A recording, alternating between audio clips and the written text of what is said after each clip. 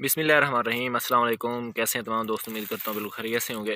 आज का जो मेरा वीडियो का टॉपिक है वो ये है कि जब हमारी गंदम गोब की हालत में पहुँच जाती है, तो अगर हमने ज़मीन की तैयारी में पोटाश का इस्तेमाल नहीं किया, तो इस टाइम हमें जो पोटाश का इस्तेमाल हमने करना है उसका स्प्रे करना चाहिए या फिर हमने उसको फ्लड करना है। इसमें से कौन सा तरीक़ाकार ज़्यादा फ़ायदेमंद होता है?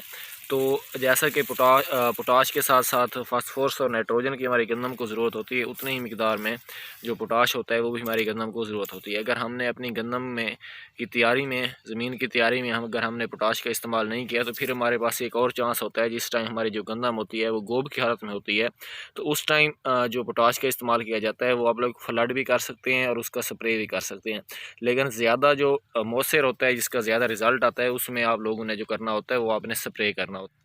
क्योंकि जिस टाइम ही हमने पत्ते के ऊपर स्प्रे करना है, पोटाश का स्प्रे करना है और स्प्रे ने पत्ते के ऊपर गिरना है, उसी टाइम ही इस दिन की रोशनी में ये जो पत्ता होता है उसने पोटाश को जज़ब कर लेना है, स्प्रे को जज़ब कर लेना है और उसने अपने अंदर ज़ख़ीरा कर लेना है। और उसने जो होता है हमारा पौधे के अंदर जो दाना बन रहा होता है, सिट्टे के अंदर जो दाना बन रहा होता है, उसके लिए उसने खुराक को ज़ख़ीरा कर लेना है। अगर हम इस स्टेज पर अपने पौधे के ऊपर फ्लड करेंगे, तो इसका जो प्रोसेस होता है वो थोड़ा सा लंबा होता है। थोड़ी कुछ दिनों तक ये जो पोटाश होती है, जो खुराक होती है, वो पौधे के इस जो फ्लैग लीफ को मिलता है, क्योंकि सारा दारो मदार जो होता है इस टाइम वो इस फ्लैग लीफ, जिसे हम झंडा पत्ता भी कहते हैं, इसके ऊपर होता है। तो इस टाइम सबसे ज़्यादा बेहतरीन तरीका ये होता है कि आपने जो पोटाश का इस्तेमाल करना है उसने आपने फ्लड करने के बजाय आपने स्प्रे करना है।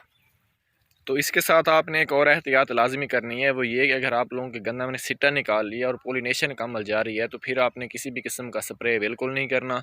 उससे क्या होगा कि आपका जो पोलिनेशन का अमल है वो बहुत आहिस्ता हो जाएगा, कम हो जाएगा, जिसकी वजह से आपकी पैदावार में काफ़ी ज़्यादा कमी आ सकती है।